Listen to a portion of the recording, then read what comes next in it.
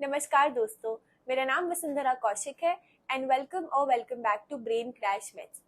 जैसा कि आप सब जानते हैं कि फर्स्ट ईयर में किन चीज़ों की ज़रूरत होती है, कौन सी बुक्स रेफर करनी है, उस पर हम ऑलरेडी एक वीडियो बना चुके हैं। अगर आपने वो वीडियो अभी तक नहीं देखा है तो उसका लिंक मैं डिस्क्रिप्शन बॉक्स में ऊपर डाल दूंगी, आप जाके देख सकते हैं। आज का वीडियो होगा कि सेकेंड ईयर BHMS में हमें कौन सी बुक्स रिकमेंड करनी है, वो जो कि इजी टू रीड हो एंड इजी टू अंडरस्टैंड हो। तो इस वीडियो की शुरुआत हम सबसे पहले करते हैं सब्जेक्ट्स जानकर कि सेकेंड ईयर में हमारे पास कितने नंबर ऑफ सब्जेक्ट्स हैं। सबसे पहले हमारे पास है pathology, second parasitology, third microbiology, fourth forensic medicine and toxicology, fifth Organon of medicine and sixth materia Medica. तो इन टोटल हमारे पास 6 सब्जेक्ट्स हैं। अब हम बात करते हैं कि पेपर कितने सब्जेक्ट्स के होते हैं। पेपर हमारे 5 होते हैं। फर्स्ट हमारा पैथोलॉजी 1 का पेपर होता है जिसमें जनरल एंड सिस्टमिक पैथोलॉजी आती है। सेकंड पेपर होता है पैथोलॉजी 2 का जिसमें पैरासिटोलॉजी एंड माइक्रोबायोलॉजी आती है। तीसरा पेपर होता है फोरेंसिक मेडिसिन एंड टॉक्सिकोलॉजी का। चौथा पेपर होगा मटीरिया मेडिका का एंड 5वां पेपर होगा ऑर्गेनॉन ऑफ मेडिसिन का। इसके अलावा हमें थर्ड ईयर में सर्जरी भी पढ़ाई जाती है और गायनेकोलॉजी एंड ऑब्स भी पढ़ाई जाती है, बट इनके एग्जाम्स आगे चल के थर्ड ईयर में होते हैं। तो इन 2 सब्जेक्ट्स की बात हम अलग से एक सेपरेट वीडियो में करेंगे जहां पर हम थर्ड ईयर के सिलेबस के बारे में बात करेंगे। तो शुरुआत करते हैं पैथोलॉजी 1 से। पैथोलॉजी 1 के पेपर के लिए आपको जो बुक रिकमेंड करनी है वो होगी text book of pathology by Harsh Mohan. कुछ जो पॉपुलेशन है, कुछ परसेंटेज जो है वो रॉबिन्स भी पैथोलॉजी में रेफर करते हैं, बट मैंने पर्सनली रॉबिन्स नहीं पढ़ी है तो मैं उसके बारे में कोई भी राय नहीं देना चाहूँगी। मैंने हर्ष मोहन ही पढ़ी है और जो मेजॉरिटी मैंने पॉपुलेशन देखी है वो हर्ष मोहन ही कंसिडर करती है। अब पैथोलॉजी 1 के पेपर में आपको 2 पार्ट आएंगे, systemic pathology and general pathology. Pathology हम पढ़ते ही क्यों है? हम नॉर्मल बॉडी की कंडीशन फर्स्ट ईयर में पढ़ चुके हैं विच इज कॉल्ड फिजियोलॉजी।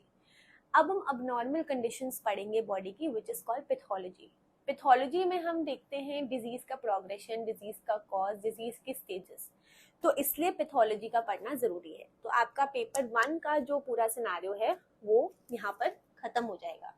अब ऐसा भी हो सकता है कि एग्जाम नजदीक है बट कुछ स्टूडेंट्स को जो हम पैथोलॉजी की बुक में पढ़ते हैं उसे क्वेश्चन आंसर्स की फॉर्म में फ्रेम करने में थोड़ी प्रॉब्लम आती है। उस प्रॉब्लम को सॉल्व करने के लिए जो बेस्ट बुक है वो है ये, this is concise pathology by Prashant Patel. इस बुक की खासियत ये है कि इसमें आपको जितना भी जो भी दिया हुआ है वो सारा क्वेश्चन आंसर्स की फॉर्म में दिया हुआ है। हर एक चैप्टर जो है वो क्वेश्चन आंसर की फॉर्म में दिया हुआ है, तो इसमें आपको नोट्स बनाने का कोई झंझट ही नहीं है। आप बस इसमें से पढ़ें, याद करें, तो एग्जाम टाइम पे आपका बहुत समय इसमें सेव हो जाएगा। Then pathology 2। पैथोलॉजी 2 के पेपर में हमारा, जैसा कि मैंने बताया, 2 डिविजन्स आते हैं, पैरासिटोलॉजी एंड माइक्रोबायोलॉजी। पैरासिटोलॉजी में आप ये बुक रेफर कर सकते हैं, this is by KD Chatterjee. बहुत अच्छी बुक है, बहुत अच्छे से इसमें बताया हुआ है। और पैरासिटोलॉजी में हम बेसिकली क्या पढ़ते हैं, पैरासाइट्स के बारे में पढ़ते हैं, उनका लाइफ साइकिल, वो कैसे मल्टीप्लाई करते हैं, कैसे प्रोपोगेट करते हैं, उनके कंट्रोल मेजर्स, ये सब हम पैरासिटोलॉजी में पढ़ते हैं। दूसरी बुक जो है वो है माइक्रोबायोलॉजी की।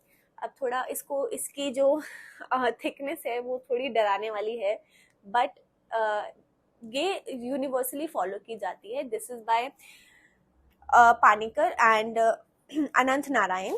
इसमें पैथोलॉजी में आपको डिविजन्स मिलेंगे, जैसे बैक्टीरियोलॉजी अलग होगी, वायरोलॉजी अलग होगी, इम्यूनोलॉजी अलग होगी। तो अगर आप रेगुलरली पढ़ रहे हैं तो पैथोलॉजी आपको इजीली समझ आएगी, कोई इसमें प्रॉब्लम नहीं आएगी।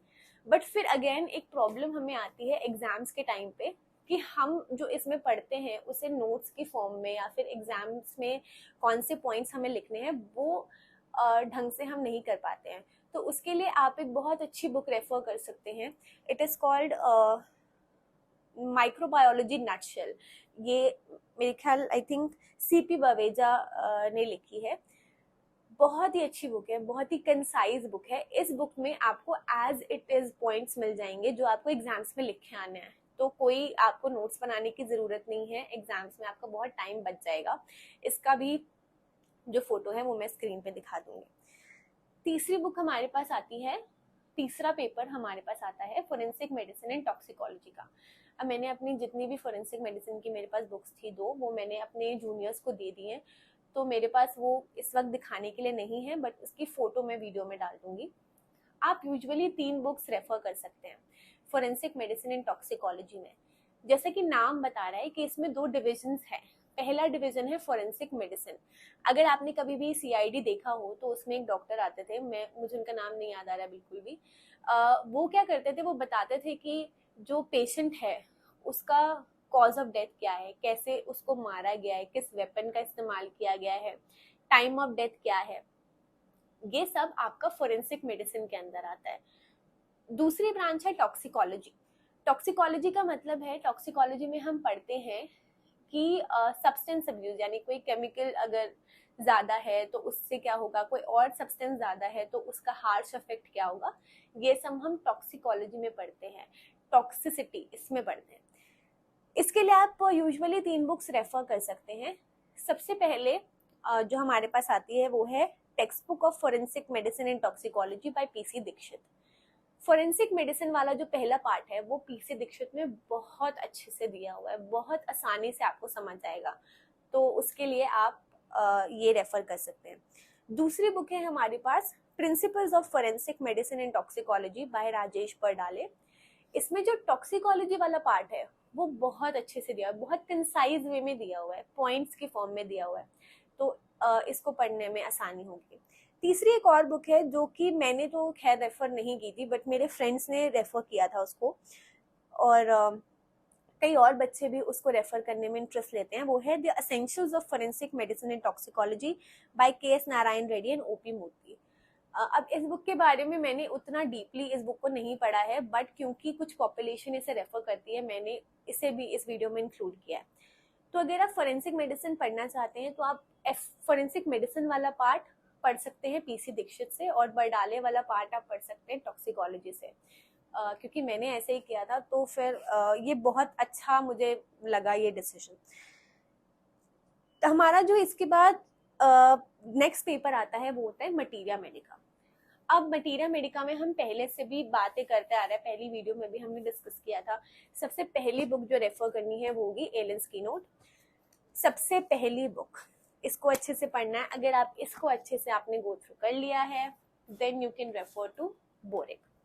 अब बोरिक समझिए, अगर थोड़ा मुश्किल हो रहा है बोरिक पढ़ने में सेकेंड ईयर में, तो एटलीस्ट आप जो ड्रग्स आपके सिलेबस में हैं उनका इंट्रोडक्शन पार्ट आप बोरिक से पढ़ सकते हैं, क्योंकि वो सबसे ज्यादा इंपॉर्टेंस वो रखता है। ठीक है, अगर आपको समझ लीजिए ओपीडी के सेंस में पढ़ना है या फिर क्लिनिकल बेसिस के ऊपर पढ़ना है कि पेशेंट का क्लिनिकल सिम्टम्स वो क्या बता रहा है, तो उसमें आप ईबी नाश फॉलो कर सकते हैं।